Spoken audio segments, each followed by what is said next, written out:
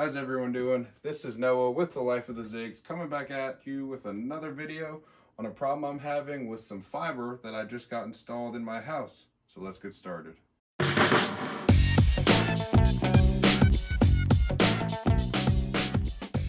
Alright, so right here when I say I'm having a problem, as you can see, there's these random wires just floating everywhere and this big old hole in the house letting air in.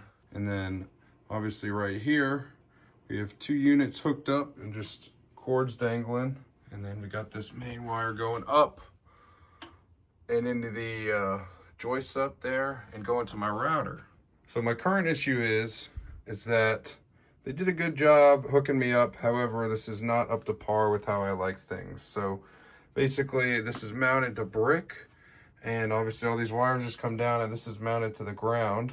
I did come with a mount. So basically what I'm gonna do is right up here, I'm gonna put a nice piece of plywood and mount everything up to that and make it all nice, neat, and organized. So let's get started. So when it comes to mounting any piece of wood or anything in general on concrete or block or anything masonry, you need to make sure that you have thick enough plywood, which 3/4 inch thick plywood would work. I'm just using a scrap sheet here and marking it out. And then you also want to use first strips behind that, which is just a 1x3 piece of material, and that keeps that plywood off the concrete and allows no moisture buildup on that wood, because over time that moisture can cause rot or mildew or mold down the road, which you do not want to have in your house. Now moving on to the next step, you need to drill your holes for those 1x3 first strips. I chose to use a hammer drill, and I was going to use tap comms, however they weren't going good into my block, so I used some yellow plastic anchors and then just drilled the tap comms into that. I know it's a little unconventional, however it works perfectly fine. I also want to state here that this method is good for mounting anything to the wall. This is exactly how I mounted my electrical panel to the wall, other sub panels I've installed to walls. This is how you want to do it if you're going to mount anything electrical or any big sheet of plywood to your masonry style wall to prevent any issues down the road, and also to have an easy mounting surface. Drilling into block is a lot harder than drilling into wood, so in my opinion this makes it way easier. Also, make sure you leave some extra room on however big your board is going to be for potential later things to get hooked up or placed there. Now it's time to put a nice coat of black paint on it. This is just a cheap Lowe's Valspar 2000 brand paint. It's like 20 bucks at Lowe's, and it works great for just putting one coat of paint on plywood or something like that, and it gives it that nice clean finished look. Once I got that one coat of paint on, I made sure to let it dry overnight so that I wouldn't scuff up the surface or get any wet paint on myself working on the board. I also took the time now to fill in some holes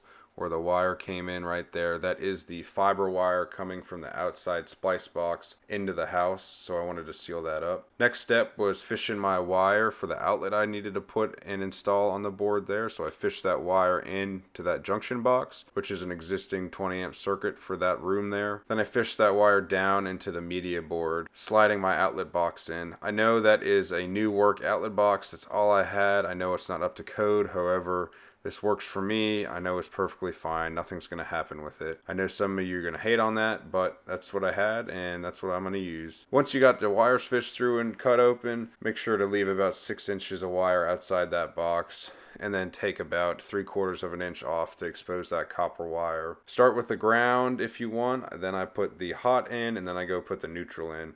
And I just hand tight these down. This is a GFCI outlet I'm putting in as well, since I'm in a basement which could potentially get wet. And once that's done, you screw in that outlet in place, and you make sure you put the cover on all nice and snug. Also make sure to plumb everything up, make sure it's nice and level and looks good on that wall. Now that that outlet is installed and ready for power, it's time to hook that wire up in the junction box to the other wire so that it can get power. Please remember to turn your breaker off when working on any wires that are tied into the panel. When it comes to installing wire in a junction box, you want to make sure you're not putting too many wires in a junction box. Just look at the manufacturer spec for that, and you also want to make sure that you're you're using an appropriate wire nut for how many wires you're tying together. Again, just look at the manufacturer spec for that as well. And then once that wire's tied in, make sure you hit power back on and test your outlet. This is a GFCI breaker, so I had to hit the reset button, plugging in my outlet tester and hitting the trip button. It tripped perfectly fine, and then when I reset it, it worked perfectly fine. Now on to mounting up the stuff on the board. This box right here is technically a router. This would give Wi-Fi to the house, however I do have my own router, so they said I can go through this to my own router. However, this needs to stay in line with the system due to how their system works.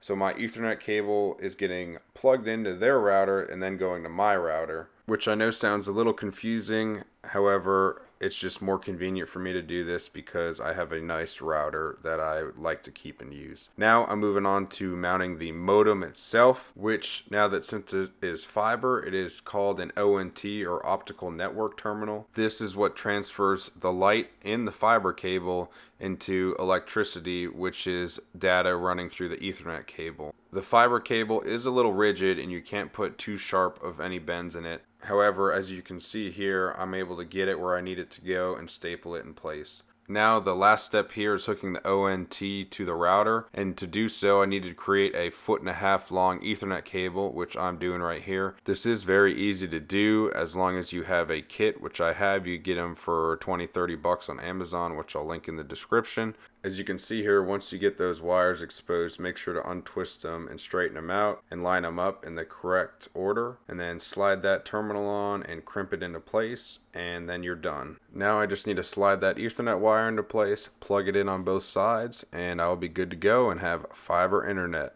Guys, I highly recommend doing this if you do have any sort of internet, whether it be cable or fiber. I also highly recommend to get fiber internet. The speeds are amazing compared to cable. With that being said, remember to leave a comment down below and let me know how I did and stuff I could have done better or that you liked. And as always, remember to like and subscribe as well. Thanks for watching, guys, and I'll see you in the next video. Have a good day.